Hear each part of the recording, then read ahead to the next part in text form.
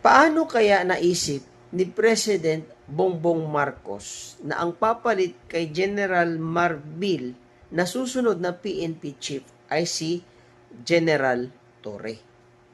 So nakikita naman natin mga boss, no, na mas marami pa po ang karapat-dapat na maging susunod na PNP chief kaysa kay General Torre.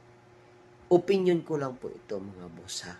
Kasi alam naman natin kung ano po si General Torre. Ang daming kaibigan. Yun lang po mga boss. Kayo, anong masasabi nyo? Karapat-dapat ba si General Torre ang susunod na maging PNP chief na pinili ni President Bongbong Marcos? Anong masasabi nyo dyan mga boss?